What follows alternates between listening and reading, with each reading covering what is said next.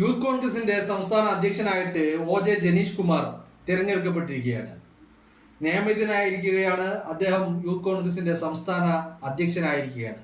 രാഹുൽ മാങ്കൂട്ടം രാജിവെച്ച് ഇറങ്ങിപ്പോയ ആ സ്ഥാനത്തേക്ക്, യൂത്ത് കോൺഗ്രസിന്റെ അധ്യക്ഷ സ്ഥാനത്തേക്ക്, യൂത്ത് കോൺഗ്രസിന്റെ കേരളത്തിലെ അമരത്തേക്ക് OJ ജനീഷ് കുമാർ തൃശ്ശൂരിൽ നിന്നുള്ള യൂത്ത് കോൺഗ്രസിന്റെ നേതാവിനെ തെരഞ്ഞെടുത്തിരിക്കുന്നു. ഇന്നലെ അദ്ദേഹം മാധ്യമങ്ങളെ കണ്ടപ്പോൾ പല കാര്യങ്ങളും സംസാരിച്ചു. അക്കൂട്ടത്തിൽ ഈ രാഹുൽ മാങ്കൂട്ടത്തിനെതിരെ പാലക്കാട് കഴിഞ്ഞ ദിവസം പിരായിരിയിലെ ഒരു ഉദ്ഘാടന വേദിയിൽ വെച്ചുകൊണ്ട് ഈ രാഹുൽ മാങ്കൂട്ടത്തിനെതിരെ നടന്നിരിക്കുന്ന സമരങ്ങളും പ്രതിഷേധങ്ങളും അതുപോലെ തന്നെ രാഹുൽ മാങ്കൂട്ടത്തിനെതിരെ നടന്നിരിക്കുന്ന ഈ മാധ്യമ വേട്ടയും, ഈ പറയുന്ന വിചാരണകളും, ഈ പറയുന്ന ആരോപണങ്ങളും, ഈ പറയുന്ന അധിക്ഷേപങ്ങളെ കുറിച്ചുമൊക്കെ യൂത്ത് കോൺഗ്രസിന്റെ നിയുക്ത പ്രസിഡന്റിനോട് ചോദിച്ചപ്പോൾ അദ്ദേഹം പറഞ്ഞത്, രാഹുൽ മാങ്കൂട്ടത്തിനെതിരെ നടക്കുന്നത് സെലക്റ്റീവായ എന്ന് പറഞ്ഞാൽ വളരെ ചില താല്പര്യങ്ങൾക്കനുസരിച്ച് തിരഞ്ഞു പിടിച്ചുള്ള ഒരു പ്രതിഷേധങ്ങളാണ്, സമരങ്ങളാണ്, മാധ്യമ വിചാരണയാണ് നടക്കുന്നത് എന്നാണ് പറഞ്ഞിരിക്കുന്നത്. ഇപ്പൊ ഇതുമായി ബന്ധപ്പെട്ട് റിപ്പോർട്ടർ അത് റിപ്പോർട്ട് ചെയ്തിരിക്കുന്നത് പാലക്കാട് നടന്നത് സെലക്റ്റീവായ സമരങ്ങളും പ്രതിഷേധങ്ങളും, രാഹുൽ മാങ്കൂട്ടത്തിനെ പിന്തുണച്ച് OJ ജനീഷ് എന്നാണ് റിപ്പോർട്ടർ TV അതിനെ റിപ്പോർട്ട് ചെയ്തിരിക്കുന്നത്. ഒരു വ്യത്യസ്തമായ റിപ്പോർട്ടിങ്. രാഹുൽ മാങ്കൂട്ടത്തിനെ പിന്തുണച്ച് OJ ജനീഷ് എന്ന് പറഞ്ഞു കഴിഞ്ഞാൽ അതൊരു പുതിയ ചർച്ചകൾക്കുള്ള വഴിമരുന്ന് തുറക്കലാണ് റിപ്പോർട്ടർ TV നടത്തുന്നത്. എന്ന് പറഞ്ഞു കഴിഞ്ഞാൽ രാഹുൽ മാങ്കൂട്ടം ഓൾറെഡി സസ്പെൻഷനിലാണ്. രാഹുൽ മാങ്കൂട്ടം പാർട്ടി അംഗത്തിൽ നിന്ന് സസ്പെൻഡ് ചെയ്യപ്പെട്ട വ്യക്തിയാണ്. അങ്ങനത്തെ ഒരാളെ ഈ സംഘടനയുടെ നേതൃസ്ഥാനത്തിരിക്കുന്നവർ പിന്തുണക്കുന്നു എന്നുള്ള ഒരു വികാരം, അല്ലെങ്കിൽ അത്തരത്തിലുള്ള ഒരു അന്തരീക്ഷം സൃഷ്ടിച്ചെടുക്കുവാൻ വേണ്ടിയുള്ള ശ്രമങ്ങളാണ് റിപ്പോർട്ടർ TV നടത്തുന്നത്. അവരവരുടെ ശ്രമങ്ങൾ നടത്തട്ടെ, ഇവിടെ അതിലൊന്നും കാര്യമില്ല എന്ന് പാലക്കാട്ടെ ജനത തെളിയിച്ചു കൊണ്ടേയിരിക്കുകയാണ്. എന്തൊക്കെയാണെങ്കിലും ഈ പറയുന്ന റിപ്പോർട്ടർ TV തന്നെയാണ് രാഹുലിനെ വേട്ടയാടാൻ വേണ്ടിയും, രാഹുലിനെതിരെ AI നിർമ്മിത ഓഡിയോ ക്ലിപ്പുകളും, ഈ രാഹുലിനെതിരെ വ്യാജമായ സ്ക്രീൻ റെക്കോർഡുകളും ചാറ്റുകളും ഒക്കെ ഇവരൊക്കെ AI നിർമ്മിതമായി ഉണ്ടാക്കിയെടുത്ത് പുറത്തു വിട്ടത് ഇവർ തന്നെയാണ് എന്നുള്ളതാണ്. അപ്പോ അവരുടെ ചർച്ചകൾ അവർ ചർച്ച ചെയ്യട്ടെ. പക്ഷേ പാലക്കാട്ടെ ജനതയ്ക്ക് ആ കാര്യത്തിൽ, രാഹുലിന്റെ കാര്യത്തിൽ യാതൊരുവിധ തർക്കവുമില്ല എന്ന് മാത്രമല്ല, അവർ രാഹുൽ മാങ്കൂട്ടത്തിനെ ഇരു കൈയും നീട്ടി സ്വീകരിക്കുന്നതാണ് നമ്മൾ കണ്ടത്. പിന്നെ ജനീഷ് പറഞ്ഞ ഈ കാര്യം സെലക്റ്റീവായ ചില താല്പര്യങ്ങൾക്കനുസരിച്ച്, ചില അജണ്ടകൾക്കനുസരിച്ച്, ചില ആവശ്യങ്ങൾക്കും ചില നിർദ്ദേശങ്ങൾക്കും വഴിപ്പെട്ടുകൊണ്ടുള്ള ഈ പറയുന്ന സമരങ്ങളും പ്രതിഷേധങ്ങളും, അത് തന്നെയാണ് ശരിക്കും പറഞ്ഞാൽ ഈ പറയുന്ന ഈ രാഹുൽ മാങ്കൂട്ടത്തിനെതിരെ നടക്കുന്നത്. കാരണം ഇപ്പൊ ഏറ്റവും ലേറ്റസ്റ്റ് ആയിട്ട് നമ്മൾ എടുത്തു നോക്കുക, മുകേഷിനെതിരെ ഇത്തരത്തിൽ ആരോപണം വന്നു.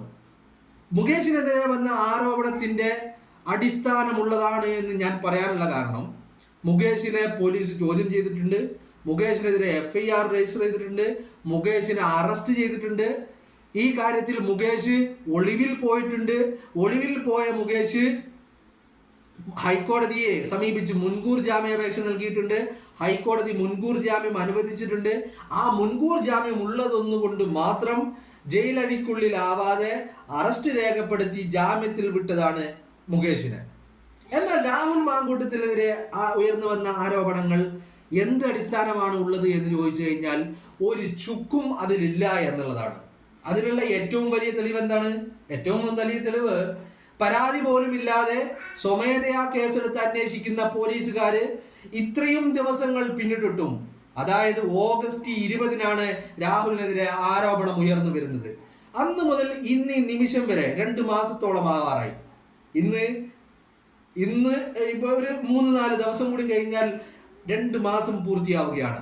ഈ 2 മാസത്തിനിടയിൽ ഒരു തവണ പോലും ഈ പറയുന്ന അന്വേഷണ ഉദ്യോഗസ്ഥരോ ഈ പറയുന്ന പോലീസോ രാഹുലിനെ വിളിച്ചിട്ടില്ല, രാഹുലിനെ വീട്ടുപടിക്കലെത്തിയിട്ടില്ല, രാഹുലിനോട് ചോദ്യം ചെയ്യലിന് വേണ്ടി ഹാജരാവണമെന്ന് രാഹുലിനോട് ആരും നിർദ്ദേശിച്ചിട്ടില്ല രാഹുലിനെ ഒന്ന് അറസ്റ്റ് ചെയ്യുവാൻ പോലും, അല്ലെങ്കിൽ രാഹുലിനോടൊന്ന് ചോദിക്കാൻ പോലും പോലീസുകാർക്ക് ഇന്ന് വരെ സാധിച്ചിട്ടില്ല എന്ന് മാത്രമല്ല, മുകേഷ് ചെയ്തതുപോലെ രാഹുൽ ഒളിവിൽ പോവുകയോ രാഹുൽ മുൻകൂർ ജാമ്യത്തിന് വേണ്ടി ഏതെങ്കിലും കോടതിയെ സമീപിക്കുകയോ ഒന്നും ചെയ്തിട്ടില്ല എന്നുള്ളതാണ്. അങ്ങനെ വരുമ്പോൾ രാഹുലിനെതിരെ നടന്നിരിക്കുന്നത് ഈ പറഞ്ഞ സെലക്റ്റീവ് ആയിട്ടുള്ള സമരങ്ങളിലല്ലേ? രാഹുലിനെതിരെ നടന്നിരിക്കുന്നത് സെലക്റ്റീവ് ആയിട്ടുള്ള മാധ്യമ വിചാരണയല്ലേ? രാഹുലിനെതിരെ നടന്നിരിക്കുന്നത് സെലക്റ്റീവ് ആയിട്ടുള്ള ആരോപണങ്ങളല്ലേ? രാഹുലിനെതിരെ നടന്നിരിക്കുന്നത് സെലക്റ്റീവ് ആയിട്ടുള്ള പ്രതിഷേധങ്ങളല്ലേ? ആണ്, അതിലൊരു തർക്കവും ഇല്ല അല്ലേ? ആണല്ലോ, ഒരു കാര്യം, ഒരു തർക്കവും അതിലില്ലല്ലോ. നിങ്ങളൊന്ന് ആലോചിച്ച് നോക്കൂ. രാഹുലിനെതിരെ ഈ പറയുന്ന ആരോപണങ്ങൾ വരുന്നതിന്റെ കുറഞ്ഞ ദിവസങ്ങൾക്ക് മുൻപാണ് മുകേഷിനെതിരെ ഈ ആരോപണങ്ങൾ വന്നിരിക്കുന്നത്. മുകേഷിനെതിരെയുള്ള ഈ ആരോപണങ്ങളിൽ എത്രയധികം ചർച്ചകളാണ് നടന്നത്? എന്തൊക്കെ തെളിവുകളാ, ആരൊക്കെയാ പുറത്തുവിട്ടത്? ഒന്നും ആരും പുറത്തു വിട്ടിട്ടില്ലല്ലോ. അപ്പോ ഈ കാര്യങ്ങളൊക്കെ നടന്നത് രാഹുലിന്റെ കാര്യത്തിൽ മാത്രമല്ലേ? അപ്പോ അത് സെലക്റ്റീവായി നടന്നതാണ് എന്നുള്ള കാര്യത്തിൽ ഒരു തർക്കവുമില്ലല്ലോ. ഇല്ല. ഇനി അടുത്ത ഒരു കാര്യം, ഈ തെളിവുകളാണ്, ഇത് രാഹുലിന്റെ ഓഡിയോകളാണ്, ഇത് രാഹുലിന്റെ ഈ പറയുന്ന സ്ക്രീൻ ചാറ്റുകളാണ് എന്നൊക്കെ അവകാശപ്പെട്ട് പുറത്തുവിട്ടതൊക്കെ, ഇതൊക്കെ തെളിവുകളാണെങ്കിൽ പുറത്തുവിട്ട കാര്യങ്ങളിൽ പറയുന്നതൊക്കെ വളരെ ഗുരുതരമായ കാര്യങ്ങളാണ്. അതൊക്കെ രാഹുലിൻ്റെതാണെങ്കിൽ എന്തേ അതൊന്നും ഡിപ്പെൻഡ് ചെയ്തുകൊണ്ട്, അതൊക്കെ തെളിവുകളായി എടുത്തുകൊണ്ട് ഇന്നും പോലീസിന് രാഹുലിൻ്റെ അടുത്തേക്ക് എത്താൻ കഴിയാത്തത്? എന്തേ രാഹുലിനെ അറസ്റ്റ് ചെയ്യാത്തത്? എന്തേ രാഹുലിനെ ഒന്ന് അറസ്റ്റ് വേണ്ട, രാഹുലിനെ ഒന്ന് ചോദ്യം ചെയ്യാൻ വേണ്ടി ഒന്ന് വിളിപ്പിക്കാൻ പോലും പോലീസിന് കഴിയാത്തത് എന്താ? രാഹുൽ എവിടെയും പോയിട്ടില്ലല്ലോ. രാഹുൽ അയാൾ അടൂരിലെ വീട്ടിലുണ്ടായിരുന്നു, അത് കഴിഞ്ഞ് അയാൾ പാലക്കാടുണ്ട്, ഇപ്പോഴും പാലക്കാടുണ്ട്. എന്തേ രാഹുലിനെ തൊടാൻ ഇവർക്കാർക്കും സാധിക്കാതെ വന്നത്? എന്തുകൊണ്ടാ ഇവർക്കാർക്കും രാഹുലിനെ തൊടാൻ സാധിക്കാതെ വന്നത്? അപ്പോ ഈ പറയുന്ന തെളിവുകളുടെയൊക്കെ അടിസ്ഥാനം എന്താണ്? ഈ പറഞ്ഞ പുറത്തുവിട്ട ഈ പറയുന്ന വ്യാജമായി ഉണ്ടാക്കിയെടുത്ത ഓഡിയോ ക്ലിപ്പുകളുടെയും ഫോൺ സംഭാഷണങ്ങളുടെയും ഒക്കെ അടിസ്ഥാനം എന്താണ്? അപ്പോൾ കാര്യങ്ങൾ വ്യക്തമാണല്ലോ. എന്തേ പ്രതിപക്ഷിരിക്കുന്ന ഈ പറയുന്ന സഖാക്കൾക്കും ഈ പറയുന്ന പിണറായി വിജയനുമൊക്കെ ഒന്ന് അകത്തായി കാണണം, ഇവനെ ഒന്ന് പൂട്ടണമെന്ന് ആഗ്രഹിക്കുന്ന രാഹുൽ മാങ്കൂട്ടത്തിന്റെ അടുത്തേക്ക് പോലീസിന് എത്താൻ കഴിയാത്തത്? രാഹുൽ അല്ലല്ലോ ആഭ്യന്തരം ഭരിക്കുന്നത്, രാഹുൽ അല്ലല്ലോ മുഖ്യമന്ത്രി കസേരയിൽ ഇരിക്കുന്നത്, രാഹുൽ അല്ലല്ലോ പോലീസിനെ നിയന്ത്രിക്കുന്നത്. എന്നിട്ടും എന്തേ രാഹുലിന്റെ അടുത്തേക്ക് ചെല്ലാൻ ഈ അന്വേഷണ ഉദ്യോഗസ്ഥർക്ക് സാധിക്കാതെ വരുന്നത്? അപ്പോ രാഹുലിനെതിരെ നടന്നിരിക്കുന്നത് ഈ സെലക്റ്റീവായിരിക്കുന്ന ഒരു അജണ്ടയുടെ, ചില നിർദ്ദേശങ്ങളുടെ, ചില തീരുമാനങ്ങളുടെ പുറകെയുള്ള വേട്ടയാടലുകളാണെന്നുള്ള കാര്യത്തിൽ ഒരു തർക്കവും ഇല്ല. അപ്പൊ നിങ്ങൾ ചോദിക്കും, എന്തേ രാഹുൽ മാങ്കൂട്ടത്തില് ഈ പുറത്തു വന്ന ഓഡിയോകളൊന്നും നിഷേധിക്കാത്തത് എന്ന്? അതിനൊരു കാരണമുണ്ട്. എന്താണെന്നറിയോ? രാഹുൽ കാത്തിരിക്കുന്നത് ഈ കേസിൽ, നിങ്ങളൊരു കാര്യം ആലോചിക്കണം, ഈ കേസിൽ പോലീസ് സ്വമേധയാ കേസെടുത്തതാണ്. പിന്നെ പരാതിക്കാരെന്ന് പറയുന്നവരൊക്കെ ഈ കേസുമായി യാതൊരുവിധ ബന്ധവുമില്ലാത്തവരാണ്, എന്ന് പറഞ്ഞാൽ മൂന്നാം കക്ഷിക്കാരാണ്. അങ്ങനത്തെ ഈ കേസിൽ ഈ പറയുന്ന ഓഡിയോകൾ ഡിപ്പെൻഡ് ചെയ്തുകൊണ്ട് പോലീസ് അന്വേഷണത്തെ മുന്നോട്ട് കൊണ്ടുപോകുമോ എന്നാണ് രാഹുൽ നോക്കുന്നത്. കാരണം അങ്ങനെയെങ്കിൽ ഇതിപ്പോ രാഹുൽ തൻ്റെതല്ല എന്ന് അവകാശപ്പെട്ടാൽ പോലും അത് സമ്മതിച്ചു കൊടുക്കുമോ ഏതെങ്കിലും ഒരു സഖാവ്, ഏതെങ്കിലും ഒരു അടിമ, ഈ രാജാവിന്റെ ഏതെങ്കിലും ഒരു അടിമ? ഈ പറയുന്ന രാഹുൽ പറയാണ് അത് എന്റേതല്ല എന്ന് പറഞ്ഞു കഴിഞ്ഞാൽ നിങ്ങൾ ആരെങ്കിലും അത് വകവെച്ചു കൊടുക്കുമോ? നിങ്ങൾ ആരെങ്കിലും അത് സമ്മതിച്ചു കൊടുക്കുമോ? ഇല്ലല്ലോ. അപ്പോഴും രാഹുൽ ന്യായീകരിക്കാൻ വന്നു എന്നല്ലേ നിങ്ങൾ പറയുള്ളൂ. ഇനി നേരെ തിരിച്ച് നിങ്ങളൊന്ന് ആലോചിക്കുക, ഈ പറയുന്ന പുറത്തു വന്നിരിക്കുന്ന ഓഡിയോ ക്ലിപ്പുകൾ ഡിപ്പെൻഡ് ചെയ്തുകൊണ്ട്, അതിനെ തെളിവായി എടുത്തുകൊണ്ട് ഈ പറയുന്ന പോലീസ് ഉദ്യോഗസ്ഥരോ ഈ പറയുന്ന അന്വേഷണ ഉദ്യോഗസ്ഥരോ ആരെങ്കിലുമൊക്കെ ഈ പറയുന്ന തെളിവുകൾ, ഓഡിയോ ക്ലിപ്പുകൾ, സ്ക്രീൻഷോട്ടുകളൊക്കെ നിരത്തിക്കൊണ്ട് കോടതിയിൽ എത്തിക്കഴിഞ്ഞാൽ അവിടെ പോലീസിനൊരു കടമ്പയുണ്ട്. എന്താണ് ആ കടമ്പ? ആ കടമ്പ എന്ന് പറയുന്നത്, ഇത്തരത്തിലുള്ള ഡിജിറ്റൽ തെളിവുകൾ കോടതിയുടെ മുന്നിൽ ഹാജരാക്കുമ്പോൾ അതിൻ്റെ ശാസ്ത്രീയപരമായ പരിശോധനകൾ നടത്തിയിട്ട് അത് രാഹുലിൻ്റേത് തന്നെയാണ് എന്ന് സ്ഥാപിക്കണം. അങ്ങനെ രാഹുലിൻ്റേതാണെന്ന് സ്ഥാപിച്ചാൽ മാത്രമേ അത് കോടതി തെളിവായിട്ട് സ്വീകരിക്കുകയുള്ളൂ. അങ്ങനെ ഒരു പ്രതിസന്ധി ഘട്ടത്തിലാണ് അന്വേഷണ ഉദ്യോഗസ്ഥർ പോയിക്കൊണ്ടിരിക്കുന്നത്. കാരണം ഇപ്പോൾ ഇത് എടുത്ത് പോയി കഴിഞ്ഞാൽ കോടതി ചോദിക്കും, ശാസ്ത്രീയ പരിശോധന നടത്തിയിട്ടുണ്ടോ? ഇല്ല എന്ന് പറയും. അങ്ങനെയാണെങ്കിൽ ശാസ്ത്രീയ പരിശോധന നടത്തിയിട്ട് വരൂ എന്ന് പറയും.